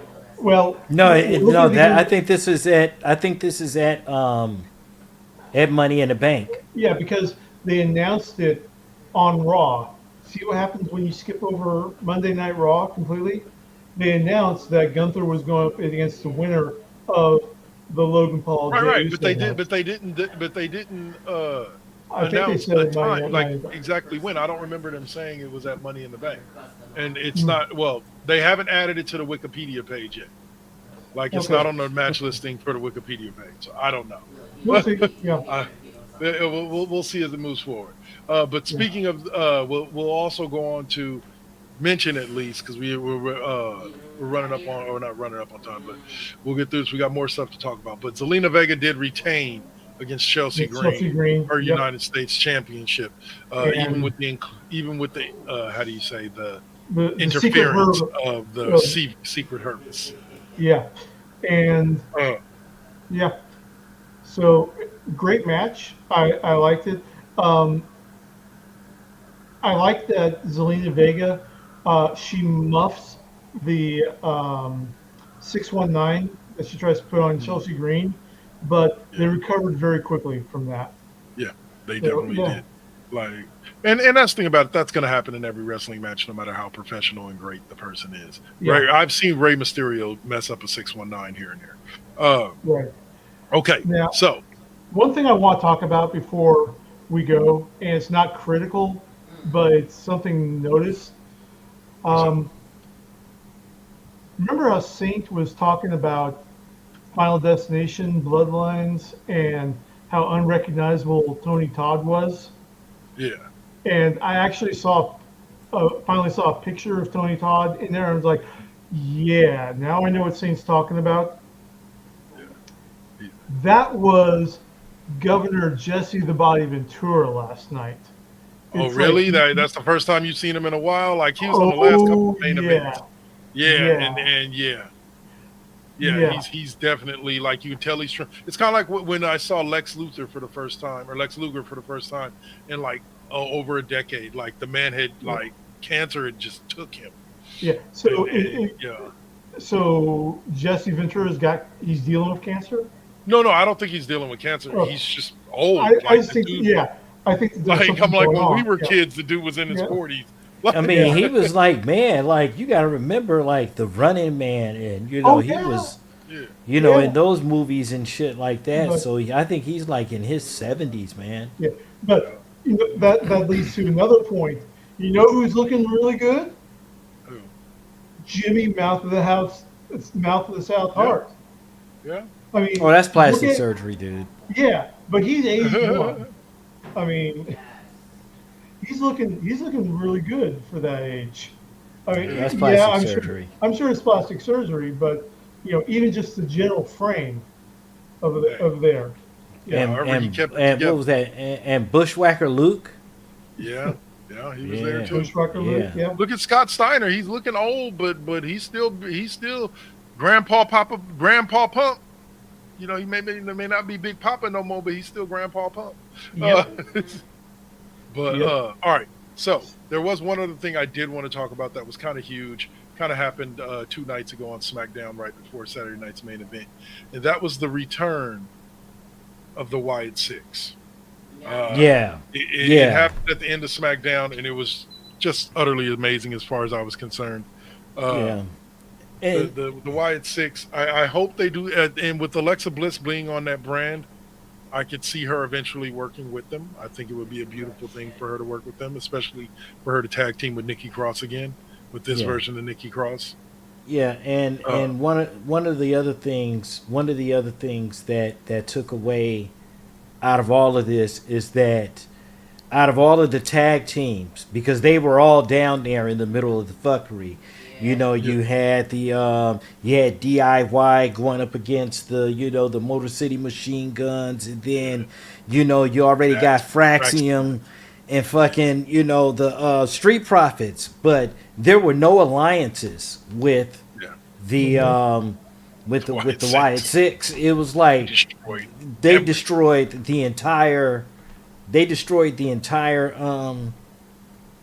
entire roster? tag team roster. Like, yeah, we're up in this bitch, and like once Untaka Howdy's sister Abigail Johnny who Gargano. was up, man. It was Gargano, I believe. It was curtains, man. It was fucking curtains. Well, they laid everybody else but him out, I believe. Yeah, yeah. So I'm definitely happy with them being back. Can't wait to see what they're going to do with them. But that was my one major talking point from SmackDown that I wanted to hit. Let's see. All right, fellas, I'll ask you guys this question just based off an article that I found real quick. Any era from WrestleMania 1 to WrestleMania 41. Okay? Give me one solo for one-on-one for the WWF Championship, and then 2 tag teams for a tag team championship. What are your dream matches of rosters from WrestleMania's past? Oh, That's a hell of a question. yeah. That's a I'll hell go of a first. question. I'll go first. In my main event, I would probably have Stone Cold Steve Austin taking on Ricky the Dragon Steamboat. I would say it's 2 different styles, and I would say the 2 of them would definitely work well together. Now, I'm not talking about old Stone Cold. I'm not talking about double knee brace RoboCop Stone Cold. I'm talking about like Stone Cold at the beginning when the knees were good or okay, and the dude worked a more physical style. I think him versus Ricky the Dragon Steamboat would be that. My tag teams would probably be the Steiner brothers taking on the New Day. It's really That's a hell of 1A, 1B. that's 1A, 1B that's with a the hell New of a Day and the match. Hardys, but New Day. Yeah. Steiners versus the New Day. Okay. So Dream match. I know that probably would ever happen, but I would take, in terms of championship, I would take the American, or either the narcissist Lex Luger up against Brock Lesnar. I think that would be a very interesting match. All right. Oh yeah, that would be, that's a lot of tussling around, and like the ring actual wrestling. might break. Yeah, yeah, yeah. And your tag And team. my tag team.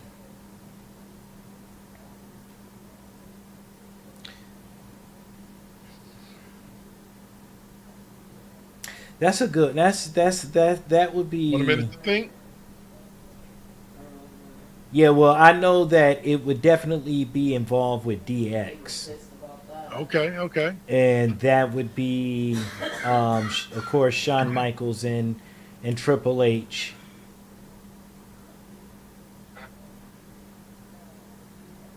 Taking on. against 2 members of the Bloodline. All right. Fair enough. The Usos most likely. Yeah. All right, Dave. Okay. My one-on-one for the championship: Undertaker versus Andre the Giant. That's an interesting one. That would be, and the ironic thing is that would be speed versus power, and that's weird to say about anybody versus the Undertaker. Yeah, could you? Like, it would be. But I mean, could you see Andre the Giant getting a pedigree? Yeah, Like exactly. that shit would be Or- that shit would break down the entire fucking ring, A, dude. a pedigree or a Like- tomb, or even the tombstone. Or even Yeah. a two. All right, guys, I'm about to light Yeah. up your world here. And Jack Tinkers says one-on-one championship would be Saint versus Spider-Man. oh, Tobey Maguire. So I gotta ask you, who you got? Who you got? You got Saint or you got Spider-Man? Yeah, I'm winning. Fuck that. Hold up. Here's a DC question for you, Saint. Does Saint have prep time? Saint ain't no Batman fan. No, he's all about Superman. Just ready to go at a moment's notice. There you go. Oh, I don't know, dude. I don't know if it's Tobey Maguire from Spider-Man 3, man. You might have a fight on your hand. You might start disco dancing on your ass. Oh, Yeah. Yeah. But oh man. for my All right. for my tag team,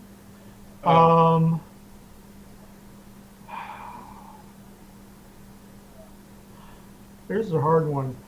I would probably say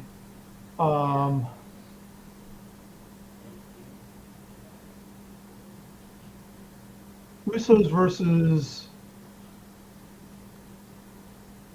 Road Warriors. Or no, Okay. War Raiders versus Road Warriors. Versus Road Warriors. Yeah, that would be pretty dope. I'll give you. I'll give you a second tag team of the Fabulous Freebirds versus the Bloodline. Yeah. Like, pick any two. The Four Horsemen versus the Bloodline. Like, pick any two.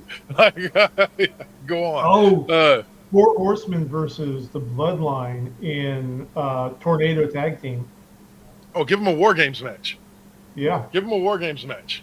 And don't just give them the War Games match. I forget which WCW pay-per-view this took place at, but give them the War Games match where after everybody's in the ring, a top lowers on top of the cage that has weapons hanging from it. And Give me my that with the Freebirds versus the Bloodline. yeah, my alternate one-on-one,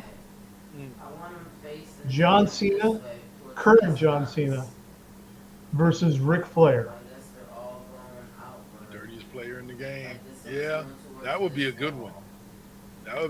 I can see that. I right, can so- definitely see that. Yeah. All right, so Okay. from there, guys, any other wrestling topics for us? No? I don't think so. No, All that's right, it. so then that's going to take us right on out of that and right on into this.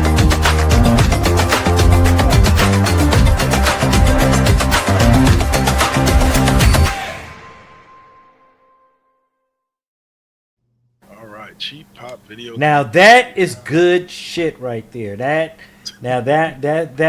enough excitement to get into this segment. This is good stuff, Wow. man. Well, I Nice figure little almost background. 2 hours into the segment, we need an energy boost. Or into the show, we need an energy boost. Not an I'm not enemy, gonna just get an that energy. word out. Just Energy boost. Red Bull! No. I told you I'm Mustard! No, I'm just turn the I- TV off. man. Turn the TV off. No, I'm just- All right. So the first topic that comes up on video game news is that it has been confirmed Mortal Kombat 1 will no longer be getting any more DLC characters or story chapters, as NetherRealm says they need to shift focus to their next project. Okay. So, Saint, as a player of Mortal Kombat 1, does this make you feel some kind of way, or have you No, gotten- because they need to. Listen. NetherRealms need to go on ahead, get on the goddamn ball, and get Injustice 3 cracking. Let's go. We I need agree with we need that story because we don't know which ending is the true one. But I do believe that the Superman ending is the one that's going to be told from, because it would be a more interesting dynamic. But as far as I mean, these extra characters to me, like the only one to me that really that made any kind of sense,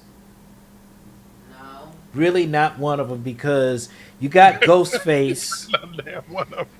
Because then you got Ghostface, you have Homelander, maybe Omni-Man and Homelander.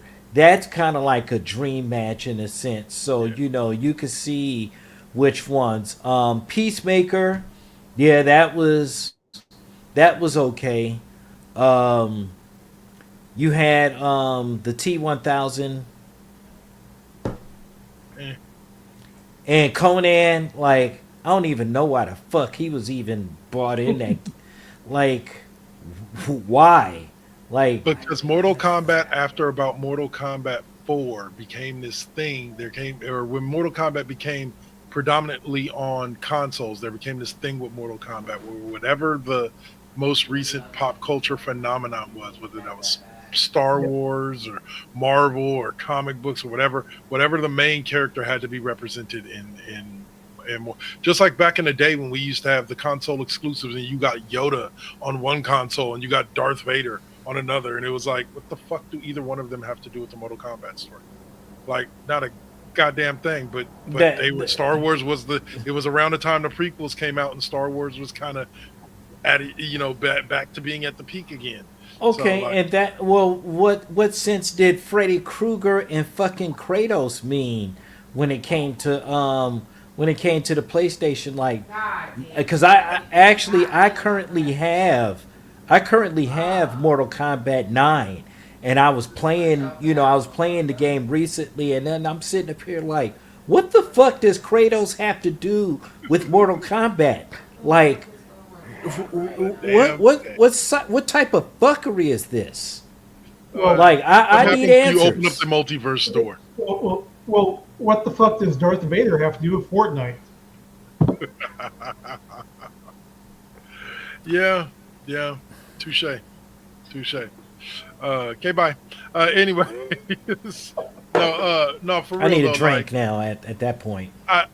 I don't necessarily. The game's been around long enough that it's either time for a new Mortal Kombat, or it's time for Mortal Kombat 2, or it's time to just go in and let the game sit with the DLC that it has. Yeah, hold on. There was something else that Tech just said up here and said, everything is a part of Fortnite. Everyone is a part of, like, I'm done with the fucking, listen, The Walking Dead.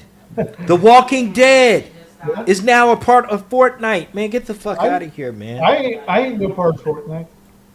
If you have, submit to Epic. No. No. I'm a grown man. I have thoughts of my own. No. There's absolutely nothing that attracts me to Fortnite. It's cool for people who like it, but it ain't my jam. I played Fortnite a few times, and I had the same. Here's the thing about it. I had the same experience I had the first time my boys tried to get me to play Halo on online, and we were all connected to the same LAN, and we were playing, and I was the mother in the corner doing this because I do not do well with first person shooters. Third person, a lot better, but first person, I'm horrible with it. Yeah. And so I had some fun, but like Dave said, it's just not me. And I agree that Fortnite is everywhere, and like, but here's the thing about it, like, I think that there's a certain point in pop culture in which how popular you are begins to work against you. Mm-hmm. And it begins the same thing that made people want to come and play, turn people off to the game after a while. And I think we're approaching that critical mass with Fortnite because it's in the zeitgeist so bad. I may be using that word wrong, but because it's in the pop culture, thing so embedded. Like he's saying, Fortnite is everywhere. You know, they did a Fortnite movie. Fortnite is everywhere. There are characters from everywhere in Fortnite. John Cena's in Fortnite. Rhea Ripley's in Fortnite. Xavier Woods is in Fortnite. You know, it'll reach a critical mass where people will just begin rejecting it because of how popular it is. I think that happened with Game of Thrones as well. You know, Game of Thrones failed because George R.R. Martin never got around to writing out the ending, and they tried to make a series in the middle of the series still being developed. Oh man! So, he's like, I got nothing for you, man. Yeah, which actually we forgot back in Pop Culture Corner. We forgot to talk about Wheel of Time has been canceled by Amazon. Yeah. Wow. We'll touch on that. We'll touch on that next week. Yeah. For sure. Here, Tech Tinker jumped in. He said he's going to record this, send it to Epic so that they can troll me and Rune Scryer with skins, and our emote will be bobbing your head in agreement. He said, so you will be in Fortnite, Rune Scryer. And Not I, said the cat. I am a graduate of 80s play. I am a graduate of 80s playground. There is no shit that can affect me like the taunts you got on the playground in elementary school back in the 80s. That What was it? You know, No, what's the thing from Futurama with the alien news anchor, and he goes, "Doom!" Morbo. Anyway, Morbo says Fortnite does not work that way. so all right, so that'll bring us on to our next one. This one here was chosen specifically for you, Saint. I know you had to seen it, so you can lead us in the conversation about it. But I know you were an Onimusha fan, and Samurai's Destiny just had an official launch trailer. So what you thinking, sir? Well, I don't know about the launch trailer because I actually just got it. Yesterday. Really? On So it's Onimusha already 2. out. Yep. Oh, my bad. It is. My bad. It is already. It's pretty much. It's not so much as a remastered, official remaster. It pretty much was the same thing like they did with the first Onimusha. You know, pretty much plays the same. It did touch up just a little bit, but I've been enjoying it so far. I'm just waiting for them to finally bring the Onimusha up to date. As a matter of fact, I do believe that game will be out sometime next year. But yeah, I have Onimusha 2. Onimusha 2. I got it. Like I said, I got it. Actually, I got it Friday. Well, there you go. Oh yeah. So Onimusha is on the PlayStation there. Yeah. I bought my daughter, just a real quick video came quipping. Cupman, I think is the Cuphead, Cup guy. Cuphead. Cuphead. And Dude. she's been trying to play it on the PS4 all weekend. Listen, that is a game that you two should play together. Yeah. Okay. Because I'm gonna tell you, no, I will tell you, that is a game that you cannot beat with one person. I kid you not. All right. I've I'll let her run know. I've run a couple of levels with that shit, but oh man, you really, because it's all about boss battles. Okay. That's the nature of the game, and especially if you got the DLC. Yeah, I got her DLC too. Oh yeah, it's over, and bro. starting this Tuesday, she looked at me over the weekend and said, "Dad, I would love to watch the Pokemon series with you. Dad's never been a fan. Dad's never really watched. I've seen clips of it on TV, never really watched." Pokemon. Okay. So I told her, since the episodes are only about 17 to 20 minutes long, we're going to watch 2 episodes of Pokemon. Can you guess what series I'm going to introduce her to? They're not Right. going to start at the beginning. No, we're going to start at the beginning of Pokemon. Okay. But we're also going to start out because the episodes are only 17 minutes. It's just a half hour. We normally watch shows for an hour on Tuesdays. So guess what the second two shows are going to be, or second two episodes are going to be. Yu-Gi-Oh. Yep, we're going to start Yu-Gi-Oh from episode 1. And I said, you make me watch Pokemon, I make you watch Yu-Gi-Oh. That's a deal. That's a good Then we'll idea. Yeah, and so that way I introduce her to something, she introduces me to something, and then we'll probably stop watching it when the new season of Wednesday hits, because that's more important. So, but all right, so here we go with the last segment. Unless you guys have anything, which I'll turn it to you afterward. The last segment, the make you feel old subject. The video game Perfect Dark turned 25 years old this week. Jeez. Uh, Wow, man. Wow, that's crazy. That's Nintendo 64 days. yep. Mhm. Yep. Yeah. I remember I remember that game, and then I remember Mirror's Edge.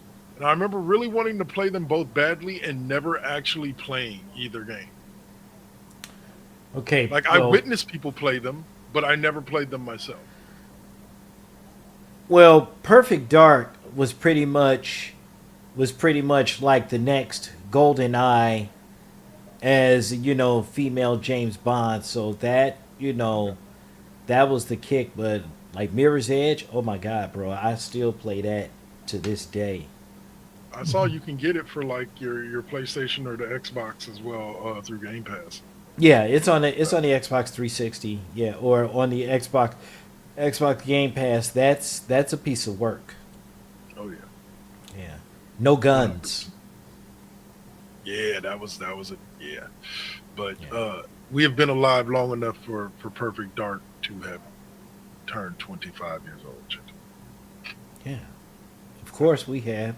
Shit, I was almost 30, man. Come on. Oh man. Like, yeah. Guns are dangerous though. Not in Fortnite, where I can take out all the aggressions that I have on any little boy that gets on my nerves. Just anyway. That's cold, man.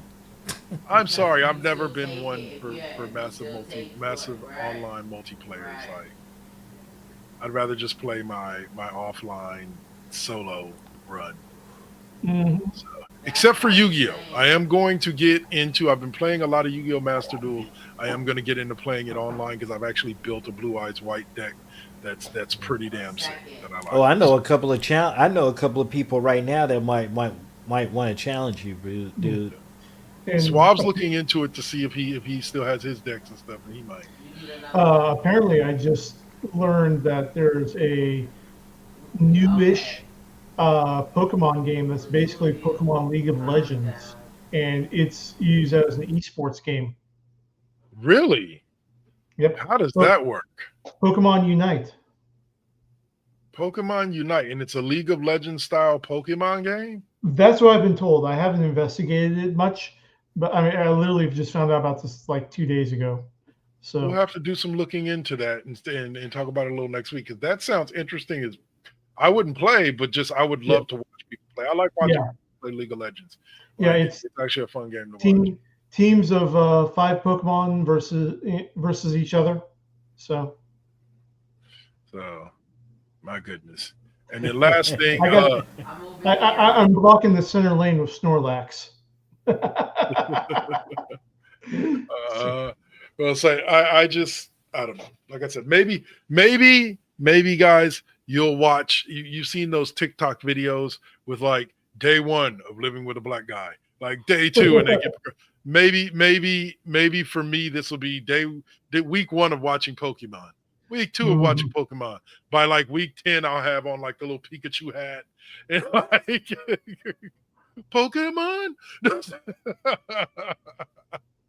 No, I'll be honest. When it was on air, I watched Pokemon a few times.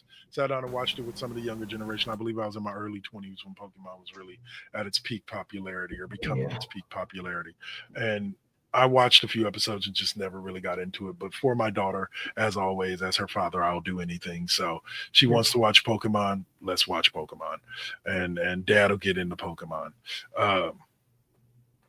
But she just has to promise me that she'll give Yu-Gi-Oh just the same, because I've been watching Yu-Gi-Oh and I'm now in season 5, and it kind of got off the rails after season 4. Like it kind of really did. It was still a good show, but completely off the rails. Just that shark was jumped midway through season 3 and they kept jumping.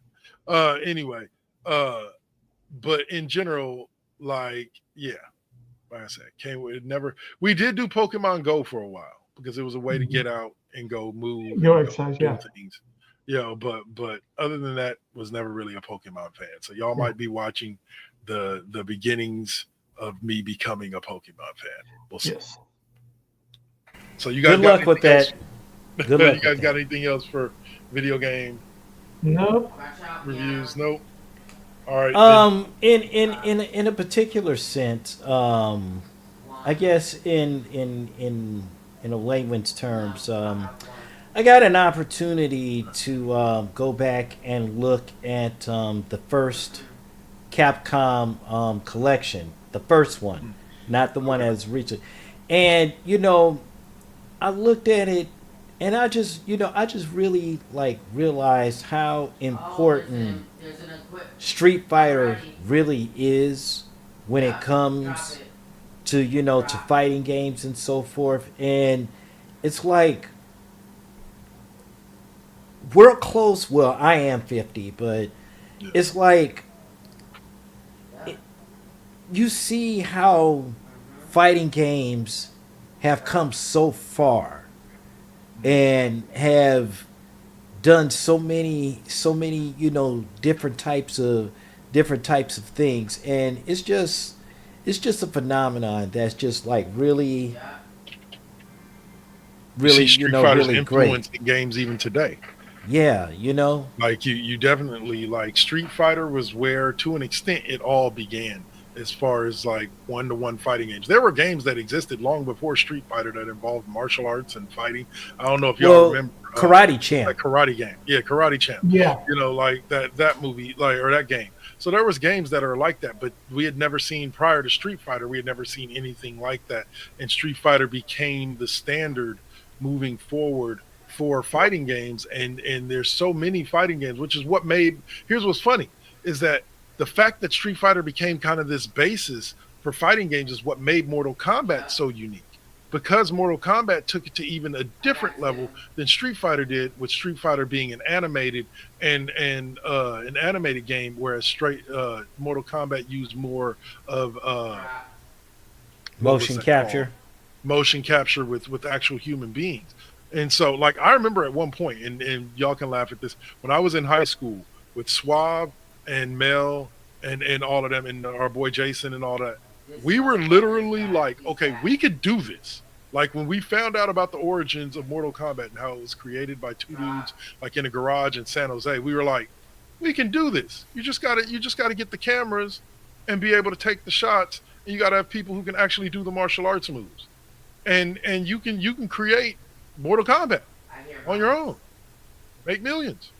We never followed through on it, but like, it was one of those type of things where Mortal Kombat made you realize that you could take it to another level, in the same way that Street Fighter took us from like Karate Champ and games like that to that level of fighting game, a much more fast paced, a lot more moves, a lot more intricacy.